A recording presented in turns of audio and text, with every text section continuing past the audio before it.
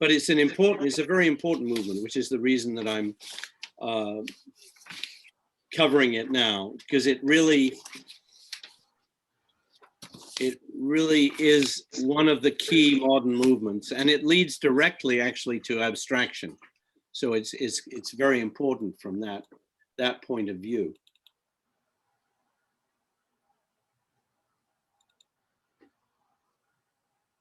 Now, first, I'm just going to mention some of the important influences behind Expressionism.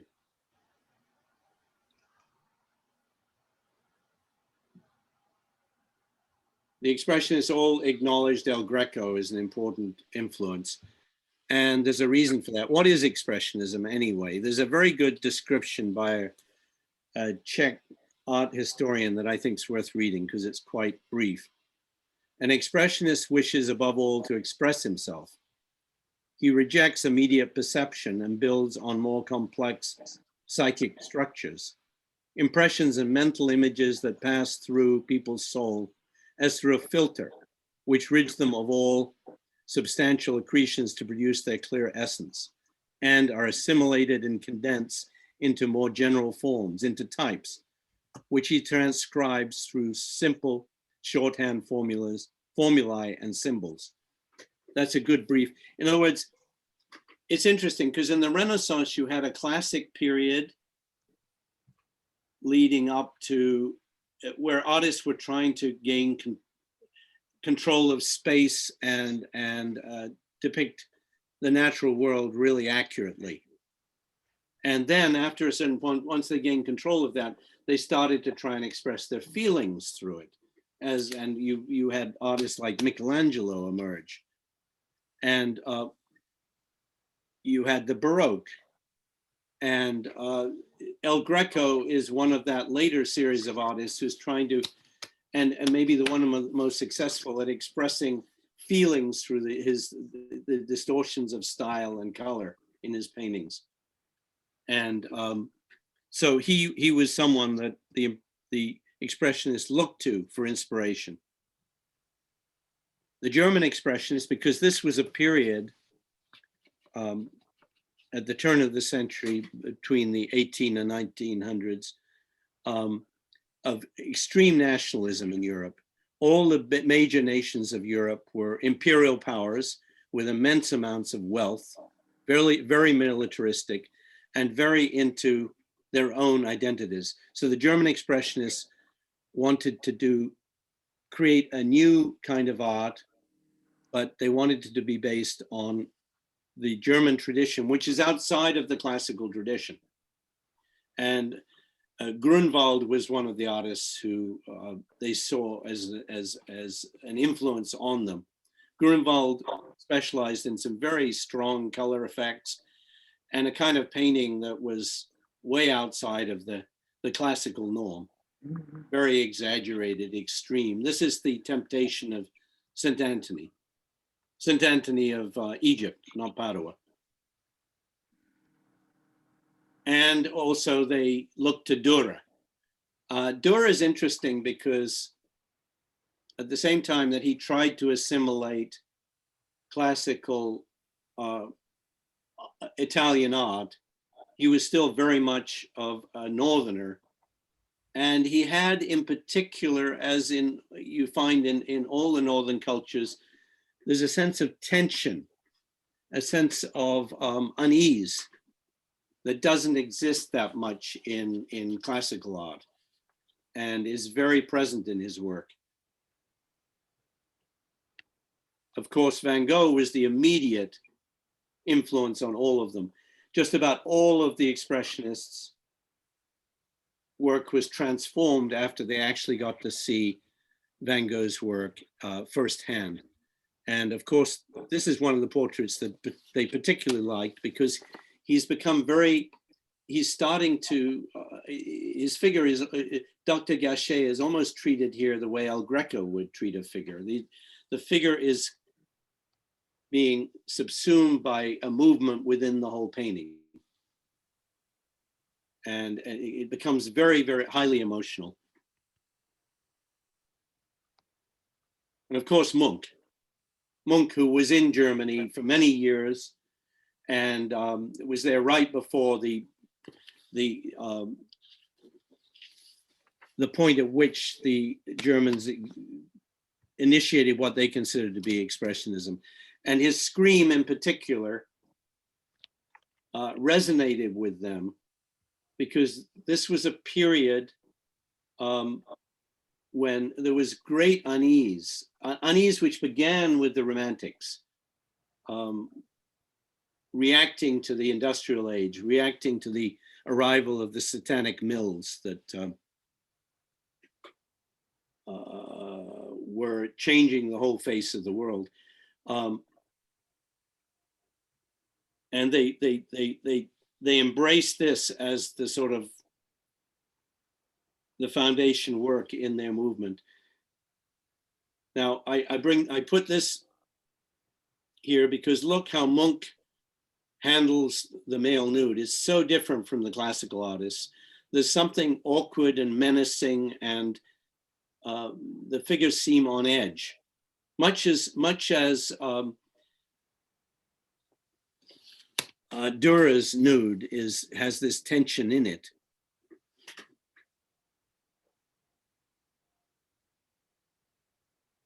So Impressionism is born really with Ludwig Kirchner. And he, like his contemporaries, were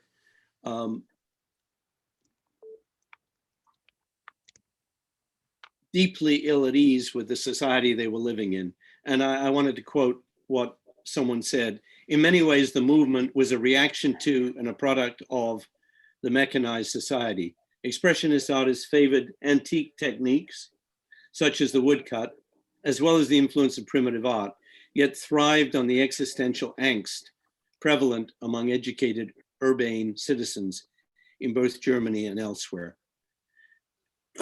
And I think this unease comes both from the rise of an industrial society, which is drawing everyone into the cities, where they feel very alone and alienated. But it's also a result of being on the top of these militaristic empires, which were immensely unjust in their activities outside of the native countries. We still experience that here. America is at the head of an empire. The imperial world hasn't ended. It's just transformed. And a lot of the problems in America come directly out of the fact that it remains an imperial power. A very unjust imperial power, by the way. Anyway, look at this painting. This is Kirchner, who is studying at architecture in Dresden. He founds a movement called the Bruck with fellow students. All of them are architecture students who really want to be artists, but they know that if they ask to go to art school, their parents won't support them anymore. So they're in architecture school, but they're trying to become artists. And Kirchner declares the foundation of the Bruck, which means the bridge between previous art and the antecedents that they liked, like Munch and Van Gogh, and a new German art, which is going to express their feelings and their angst in German terms. And he has he's living at the time in an abandoned butcher shop, which becomes the studio for the group. And because they're young and they're radical, there's lots of casual lovemaking, frequent nudity. And in the summers, they will gather on an island in a lake and carouse in the nude with their girlfriends and paint. So it's kind of very much like it's a very bohemian scene. In the beginning, his work shows a strong influence of Fauvism, but there's also a much more of a psychological and sociological element to it. And you can see Munch here too in a lot of his work, especially in, he's, none of them were happy in urban life. This is his depiction of Dresden, where they were studying and living at the time.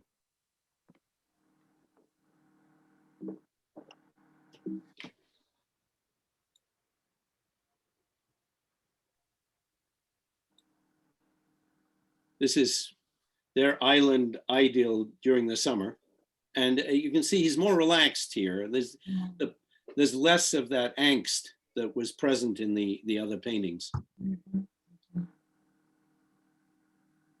Back in the city, he moves to Berlin, where having graduated, tries to start a school there and fails, and is very unhappy in Berlin. But his career begins to take off. People begin to take note of him. He's the leader of a movement, and the Americans begin to collect him.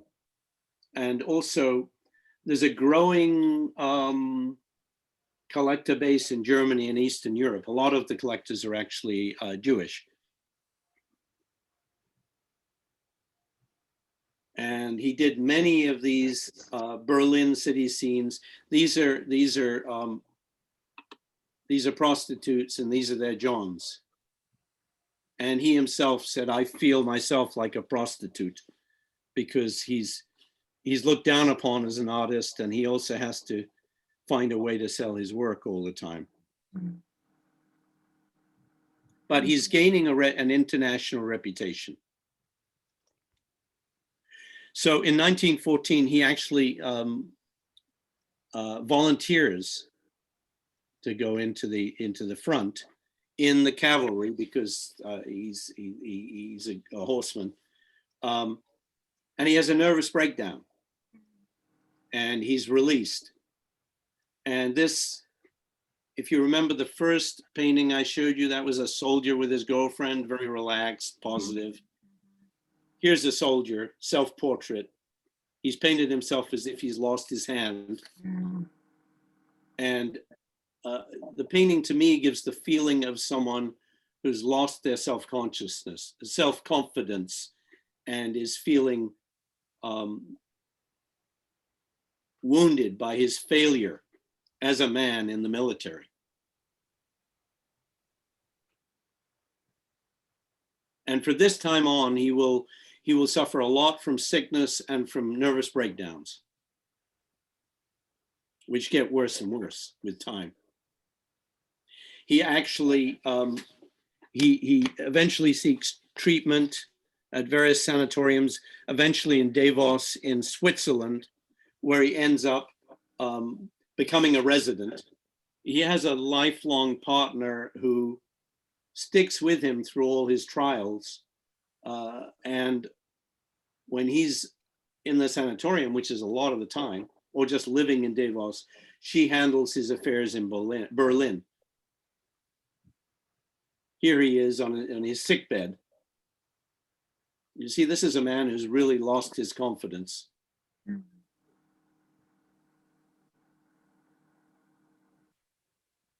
He does some interesting landscapes. I don't think they're as powerful as the earlier work.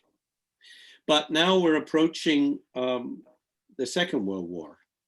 He was lucky enough to survive the first, unlike most of his compatriots, because in Europe, a whole generation died in the First World War, a whole generation in Germany, France, and England. The best and the brightest, mostly. But we're approaching the Second World War, and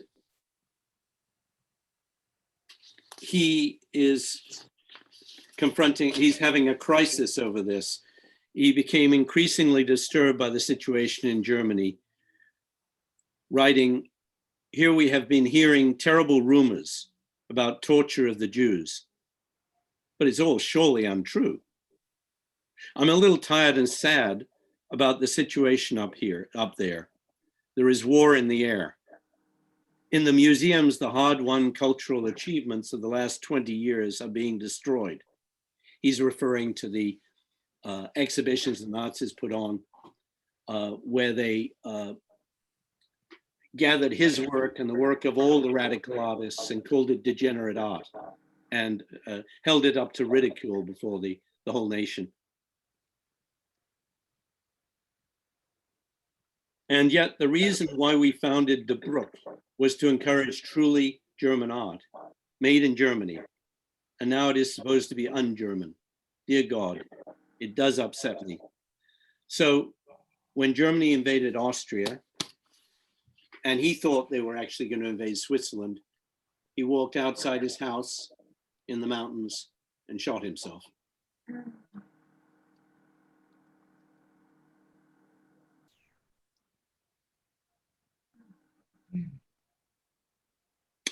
Another one of the early expressionists, and someone who actually spent time in the Brook with Kirchner, was Nolde.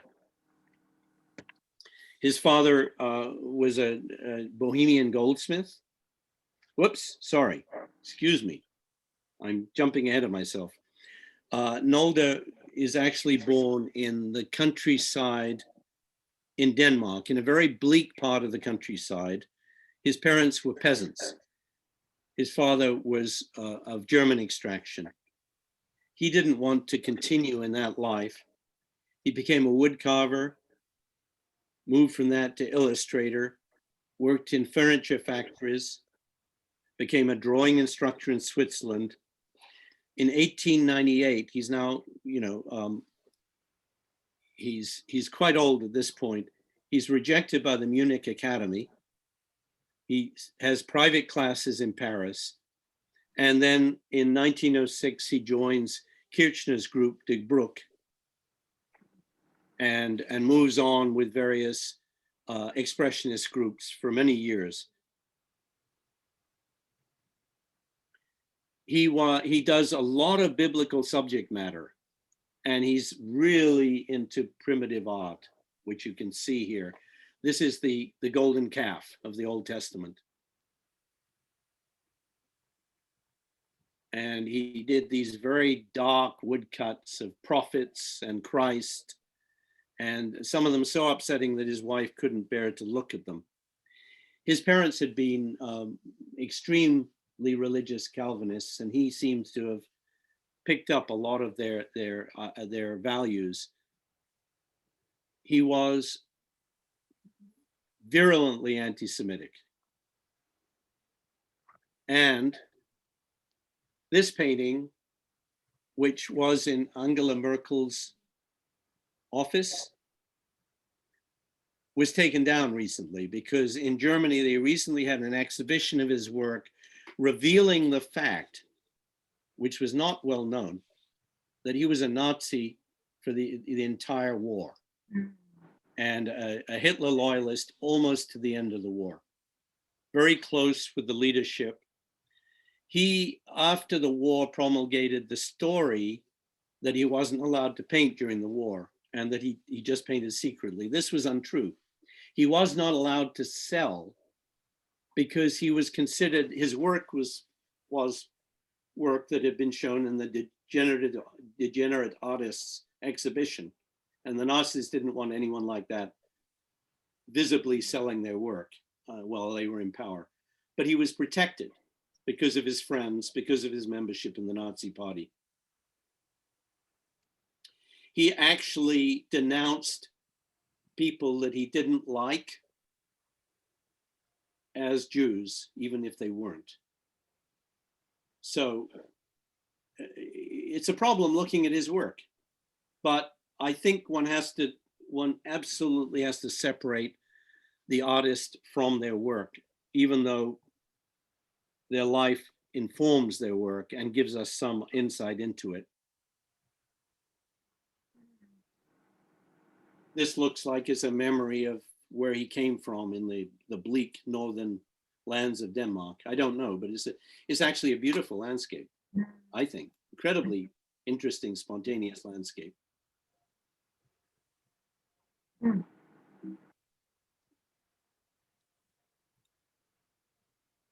This is paradise, according to him.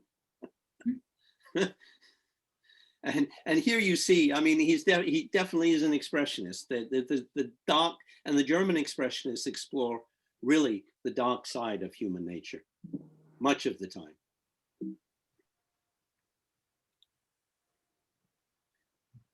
Peasants, and he would have known peasants because his parents were peasants. And I think also a marvelous painting.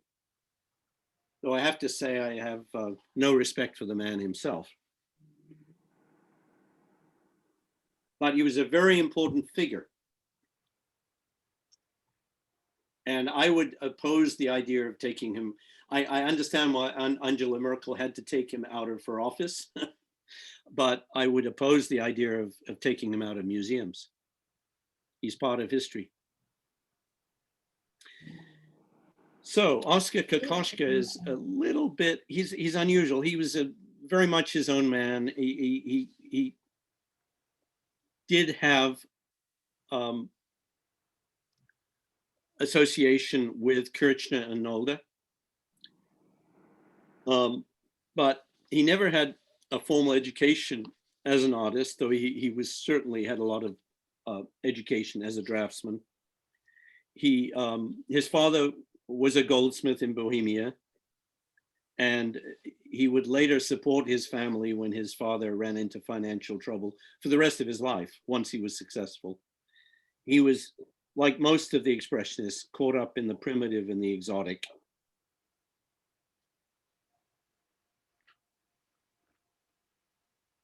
His figure work was at the time very disturbing and is still quite disturbing. He claimed to be painting the inner reality of people. And remember, this is the time of the great psychologists and Freud. He was very aware of Freud's work. And he would take portrait commissions, but he would always please himself. He didn't care if someone refused the portrait. Partly because he had a patron who would buy up anything that people refused. So he was free to paint people exactly how he wanted to. In, let's see, what was the year? 1912, he met Alma Mahler, the widow of Mahler, the composer, and they had a very intense affair for about a decade. He was madly in love with her. She eventually said she couldn't live with him, and broke off the relationship. He had a doll, life-size doll made of her, looking exactly like her, to keep him company. But he threw it away because it didn't somehow didn't bring him the pleasure of Alma. His therapist tell him to do it? I don't know. Sorry. Blow up doll or something. I should add, and I did miss this fact that which is kind of an important fact about him, that he was in the First World War. He was lucky. He was wounded, quite severely wounded, though he recovered fully. While he was recovering, the doctors decided he was crazy, and he was released from service. But in any case, I'll never get that out of my head. I know. This is a famous portrait. These were a couple who were very close to him. And as I said, he's trying to reveal their inner nature in the painting.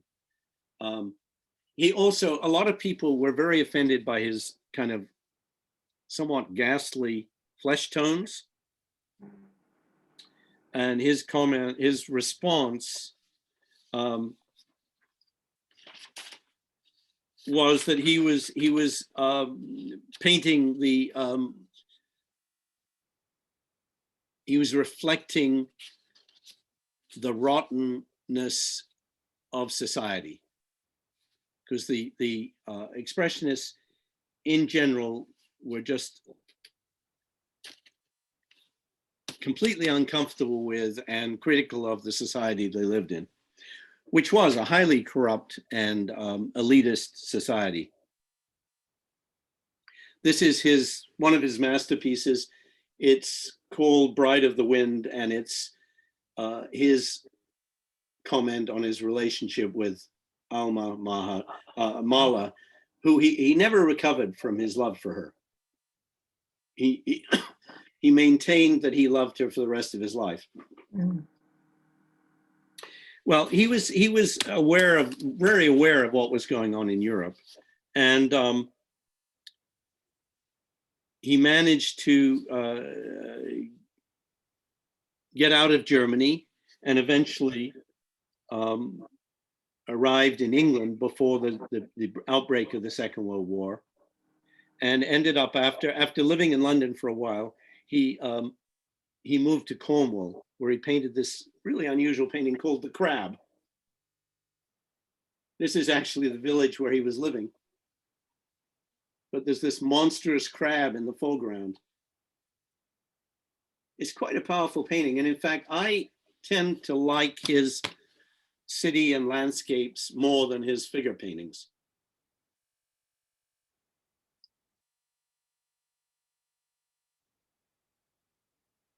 A really wonderful evocation of London and the Thames, and very expressionistic, very loose, quite different from Canaletto, with a real sense of the busyness of the waterfront in those days.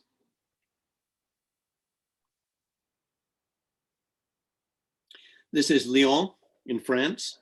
Mm-hmm. Also, wonderful sense of space in this, and the gulls, the airiness of the gulls in the upper part of the sky here, I think is wonderful.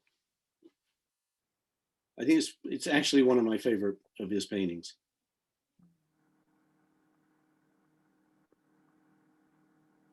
Manhattan. He did a bunch of Manhattan. This is the only one I was able to find. And unfortunately, it's kind of, it was a little small, so it's a little pixelated here, but a very powerful evocation of Manhattan from above. He lives a long, full life, does a lot of writing, writes poetry, and dies a very esteemed artist. Here's the bad boy of German Expressionism. Yeah. I started with this because he was absolutely blown away when he saw Van Gogh's work, of course. And he painted these sunflowers in homage to Van Gogh, though they're completely different. And whereas Van Gogh painted the sun bursting out of the sunflower in characteristic German expressionist fashion, he paints a dying sun.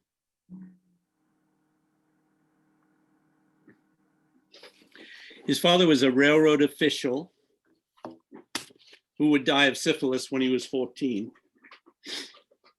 When Egon Schiele was 14.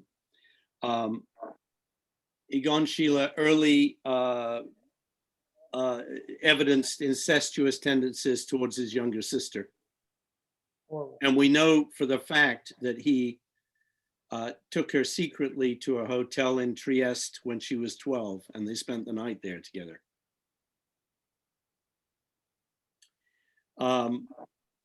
He's got an amazing ability at drawing, which everyone recognizes. He's struggling to gain some sort of position. He seeks out Klimt, who an earlier generation that really prefigures the abstract expressionists. Klimt is really impressed by his work. He purchases some drawings. He actually trades some of his drawings for some of Schiele's drawings. And he introduced him to an arts and crafts workshop connected with one of the the movements, the early Expressionist movement, is a secession movement. In 1909, he encounters the work of both Munch and Van Gogh in Vienna, which is the time when these paintings are done.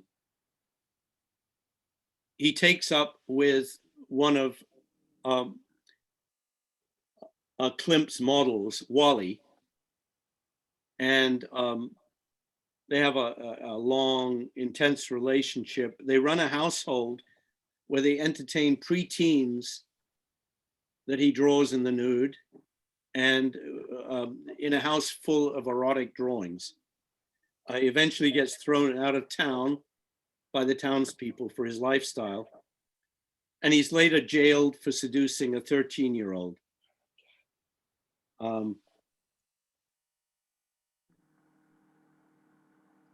That's his cell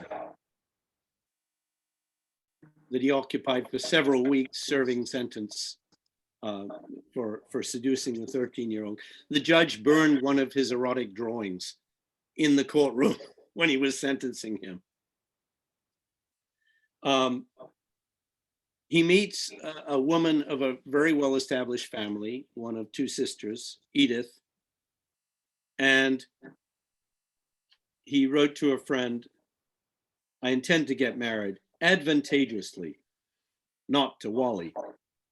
But after he's proposed to the woman, and she, much to her family's consternation, accepts his proposal of marriage, he goes back to Wally and says, "Well, I'm going to get married, but I want to keep up a relationship with you, you know." At which point she drops him and never sees him again.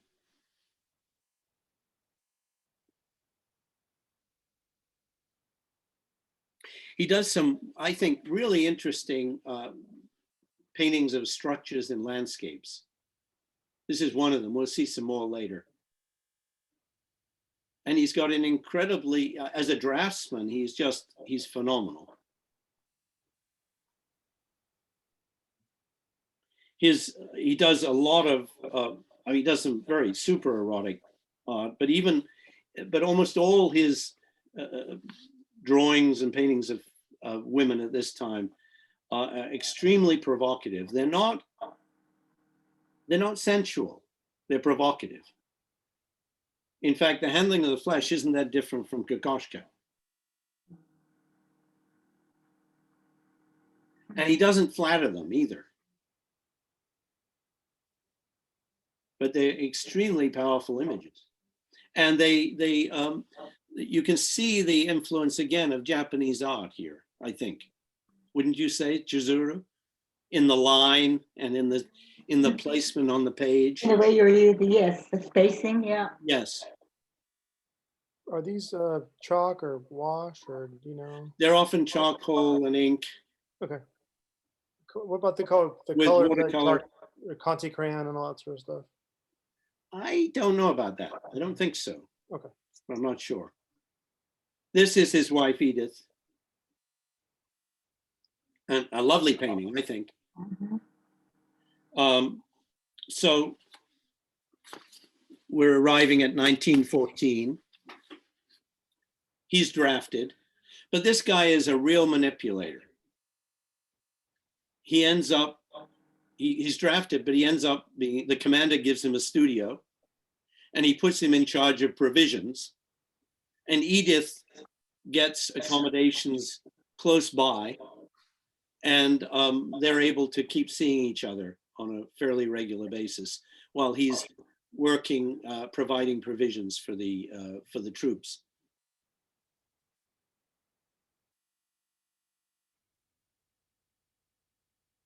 You see here, you see some of the obsession with detail that you see in Dürer's work, except that it's expressionist.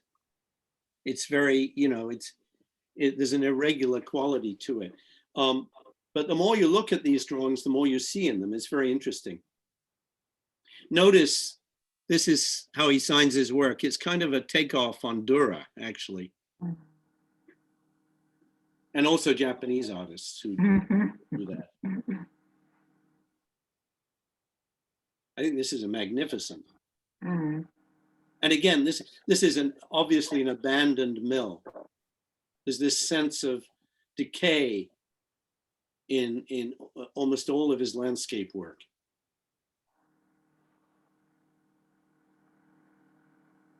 Unusual in his use of color. I mean, he's unlike most of the other expressionists in his usually very muted color. But this is quite a very powerful landscape.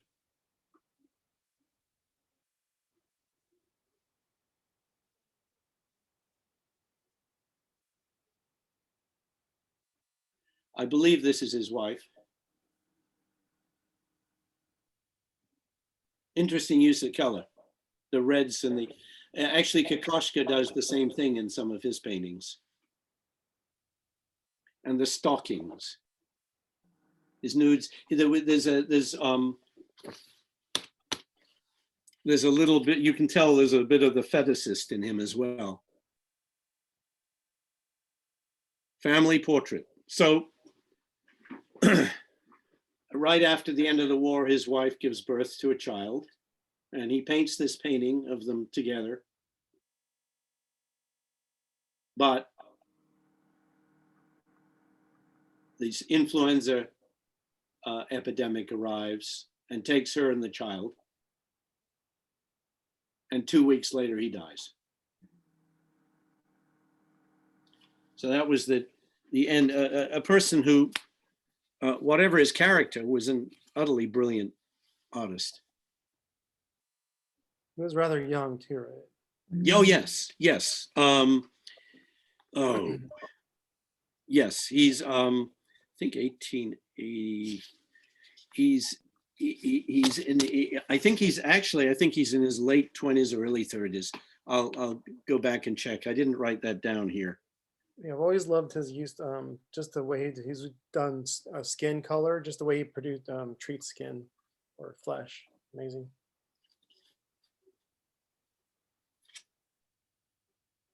It's a little like Lucian Freud, actually. If you think about it. Lucian Freud also does those kind of ghastly colors. So now, Kandinsky is a very important figure in the German Expressionist movement. Of course, he's Russian.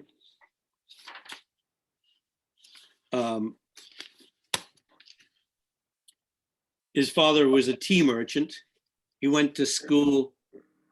He went to as middle and high school, Odessa Art School. And this is actually a painting of the port in Odessa. But he goes on to the University of Moscow to study law and becomes quite well established as a professor. He travels with an ethnographic group to a very traditional region north of Moscow, and is totally overwhelmed by the houses are painted bright colors on the outside and inside. And the people are also produce this gorgeous folk art, which they paint on black surfaces. And I wonder if this painting isn't inspired by that. Just look at the incredibly strong blacks that he's using throughout this portion of the painting. Anyway, shortly after that, he decides to abandon his position and take up art studies. And he progresses very fast. He moves to Munich and founds a school there. He also joins the Theosophical Society. Kandinsky was a deep thinker and philosopher and mystic. And he had a profound influence on everyone that he encountered. But he's also searching in his art. This painting is at a point where he's exploring different kinds of art, because one of the profound experiences he had right at the beginning of taking up art was he saw an exhibition of Monet's work in Moscow. And he said, and he saw Monet's haystacks. And he says that it was a haystack, the catalog informed me. I could not recognize it. This non-recognition was painful to me. I considered that the painter had no right to paint indistinctly. I dully felt that the object of the painting was missing. And I noticed with surprise and confusion that the picture not only gripped me, but impressed itself irrevocably on my memory. Painting took on a fairy tale power and splendor. So at that point, he had an inkling that art could be non-objective because he was unable to recognize the object in a Monet painting, and yet the painting had a profound effect on him. And he related this to music, something that actually Gauguin had also done. And he would later theorize, he wrote a lot on the, he wrote a lot on painting and painting theory, that color was the vehicle that could convey feeling in a non-objective way that music does, because of course music is non-objective.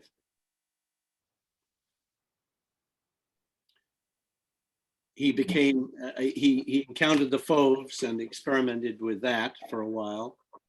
And he also would reflect on Russia and the Russian folk tales and the Russian folk art as he was trying to find his way. Eventually, he would found a movement with Franz Marc, who we'll get into Franz Marc a lot more later, called the Blue Rider movement. And a number of the artists that I'm about to discuss all worked together with him in the Blue Rider movement.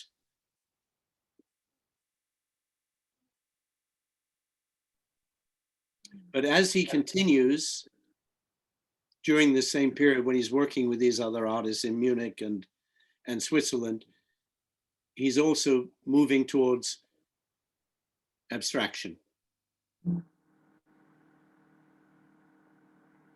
And that's where we'll leave him because he kind of he walks out of this story at this point. He went back to Russia in 1918 and wouldn't return.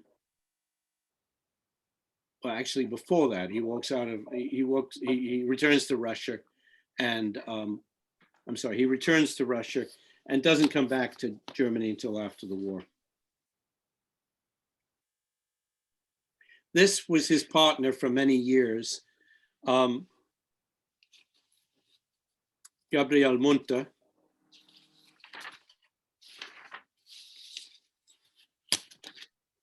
She came from an upper middle class family. She lost both her parents by the age of 21, and she and her sister decided to, because they had means, they were quite affluent. She and her sister went to explore America for a couple of years, and they spent most of the time in Texas, Arkansas, and Missouri. Then she returned to Germany, to Munich, and she studied at the Phalanx School in Munich, which was founded by Kandinsky.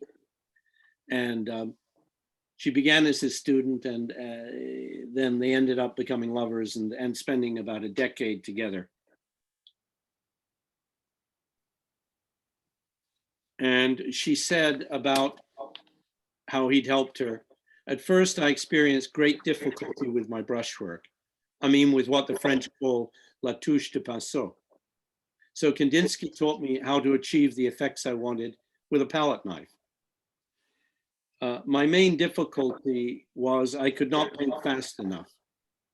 My pictures are all moments of life. I mean, instantaneous visual experiences, generally noted very rapidly and spontaneously. When I begin to paint, it's like leaping suddenly into deep waters, and I never know beforehand whether I will be able to swim. Well, it was Kandinsky who taught me the technique of swimming. I mean that he has taught me to work fast enough and with enough self-assurance to be able to achieve this kind of rapid and spontaneous recording of moments of life. So these two were obviously done during that period. Now here, she's actually depicting two other members of the Blue Rider, and one of them, the woman we will discuss, whose name is Werefkin, Russian. She's a Russian woman. And her partner Walensky is also Russian. But they'd left Russia and they went to Munich, where she actually had a salon for many years. And Kandinsky, of course, being Russian, gravitated to this salon. And it was in this salon, her salon, that he would meet several of the other members, which became part of the Blue Rider group.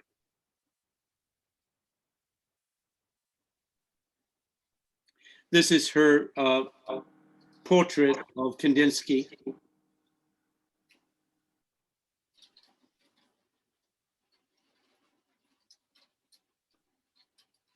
And later on, I mean, after they break up, she kind of retreats to a country home and does landscapes for the rest of her life. I'm sorry this was such low resolution. I love this painting.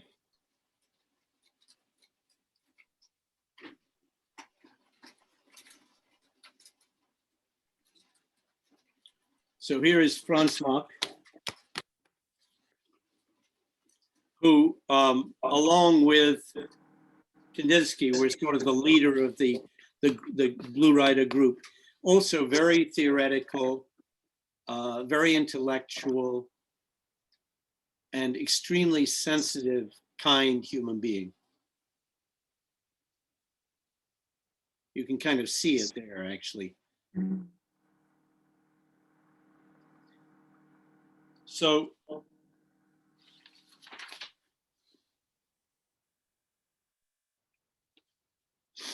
he studied at the Academy of Fine Arts in Munich, and but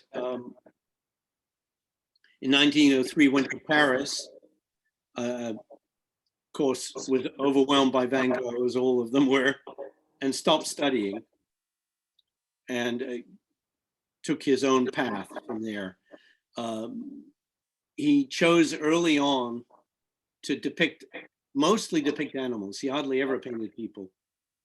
And he said of this, on the whole, instinct has never failed to guide me, especially the instinct which led me away from man's awareness of life towards that of a pure animal.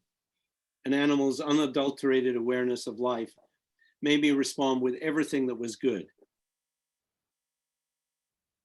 When he met the next artist we're going to talk about, August Macke, he was influenced by his color theory and developed his own color theory, in which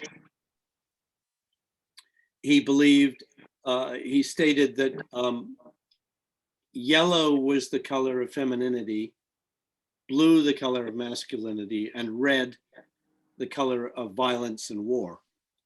And it was much more complicated than that, but that's it in brief.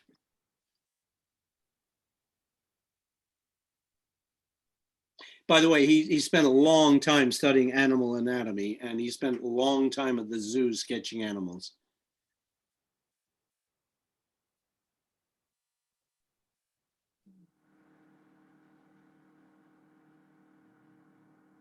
So, I mean, there's two poles to German Expressionism. The one which examines the angst, and the other that tries to escape it, like Mark does by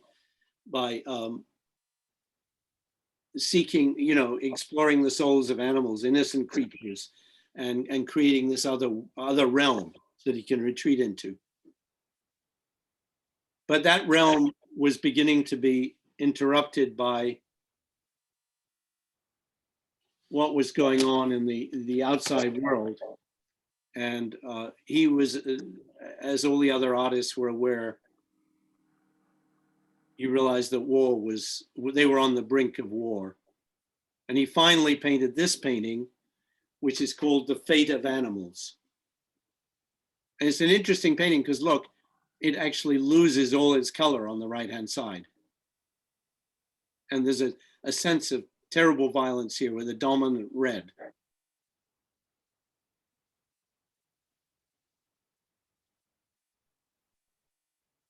And another painting which suggests some sort of terrible conflict. He wrote on the back of this painting, "And all being is flaming agony." And he wrote to his wife from the front that painting was like a premonition of this war, horrible and shattering. I can hardly conceive that I painted it. Well, the commanders realized they had an exceptional person under their command. And that they actually put him to work painting camouflage. And he had a lot of fun painting camouflage. He actually painted camouflage in the style of all the different artists, including the pointillists. And at the time, in I believe it was 1917, the commanders decided that he was too valuable to keep on the front, and they were going to move him back. But before the command could be fulfilled, a piece of shrapnel pierced his brain, and he died. A great loss, because this man was a visionary and a very brilliant artist.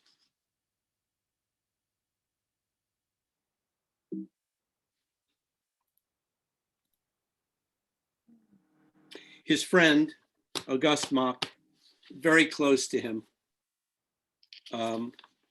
Also a very gentle and beautiful human being whose work is classified as expressionist, but it almost isn't some of the time.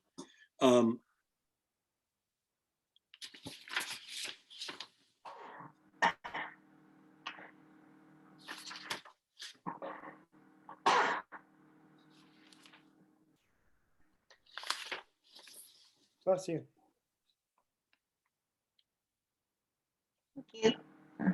In any case, this is his, I'm sorry for that pause. This is his wife, who he painted many times, and they were very close. And after his death, she would write, she would write a lot about their relationship. I think a lovely nude. Mm. There's a calmness to his work, which is unusual for the Expressionists. Here you can see the influence of Van Gogh, and maybe Munch as well.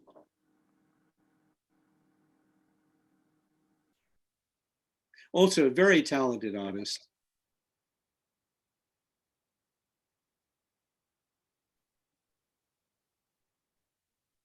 You can see Fauvism having a strong influence. He was also became very influenced by Delaunay, who painted a sort of what was called Orphic cubism with very pronounced colors. Well, 1914, he visits Tangiers with Paul Klee, and this is one of the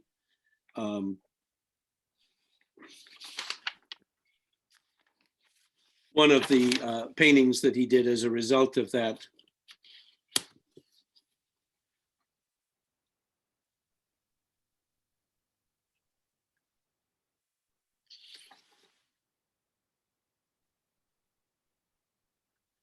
He's called up to but he can see war coming. This is called Farewell. It's his last painting. And all of a sudden, his work is looking more like Kirchner. He's facing the darkness of this disaster that will envelop Europe. There's a very sad and beautiful thing written about him. He was drafted into the German army. The artists of the Western world had called for the destruction of the old world. Subconsciously, the empires that protected them agreed. As if by compulsion, they committed group suicide. The trenches were dug, and Auguste was posted to the French province of Champagne. A few weeks later, he was dead, killed in action, mowed down alongside 200,000 anonymous others. He was 27 years old. I can't emphasize, because from my own family, I know grandparents on both sides, their lives were shattered by the First World War. It absolutely destroyed Europe. And Europe never recovered, has never recovered from the First World War. Unfortunately, the lessons which have to do with militarism and empire haven't been learned, and we're still living the same folly. I don't know what more to say about it. So, Marianne Werefkin is the daughter of a Russian military commander. She studies with Russia's most important realist, Ilya Repin. She, playing with guns because of her father, no doubt, she actually seriously injures her hand, and it takes her a long time to be able to paint again. In 1892, she meets Alexei von Zwolensky, who asked to become her protege. And in 1896, she and Walensky and their servant, because these people had money, moved to Munich. And she ceased painting for 10 years to help him with his art. But at the time, she established a salon. And that's where Kandinsky and Mark met. And that's where they all came together as a group, because Walensky and Werefkin were part of the Blue Rider group.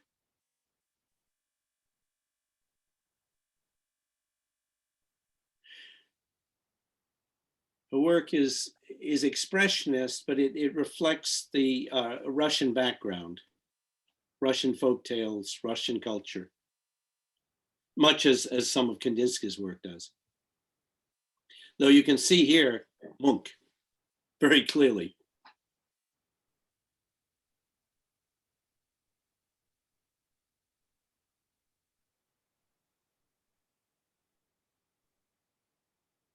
And again, Munch here.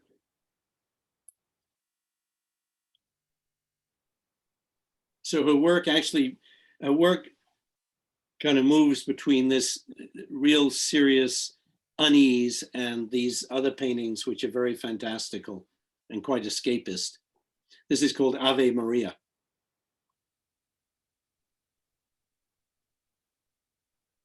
This is called The Woodcutters.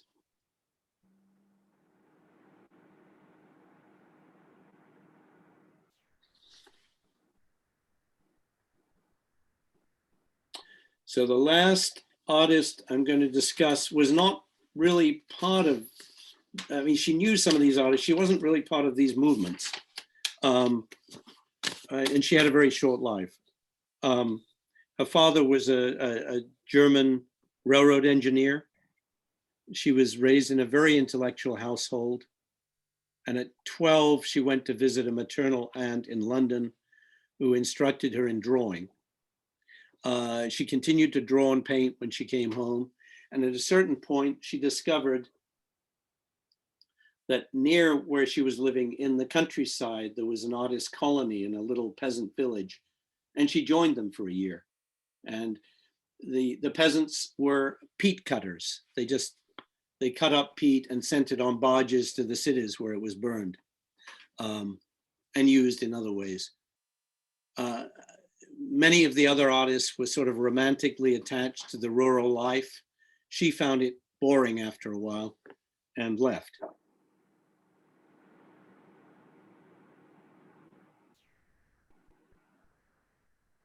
But she did some wonderful paintings of the peasants, like this one.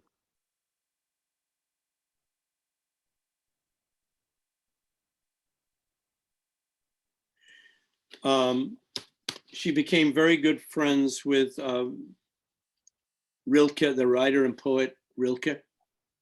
And this is his wife, Clara Wilke Westhoff. Quite a fine portrait. This is a self-portrait. She had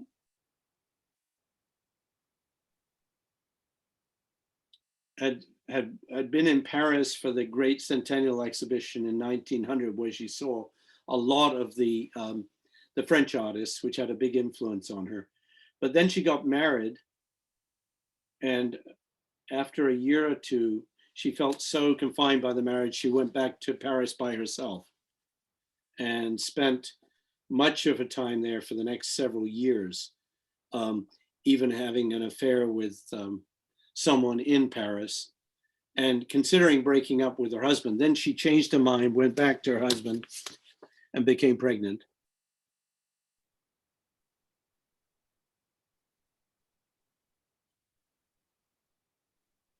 And this was before she was actually had the child. This was a painting she did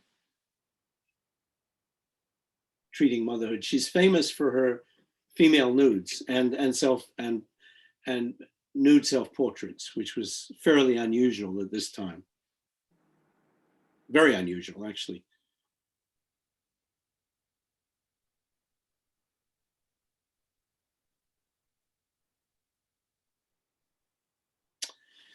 Well, she had the child and she was prescribed bed rest for several weeks. And then the doctor came and ordered her to stand up. Of course, that was a big mistake because having bed rest right after birth can lead to thrombosis. And that's what happened. She had to lie down because she had terrible pain in her leg. She asked for the child to be put on her breast.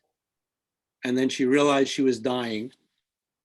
And her last words were in German, "What a pity." And that was the end of Paula Modersohn Becker. It was the last of the painters. Now, there were many other German expressionists, but I wanted to just give you a sense of the movement. So that's her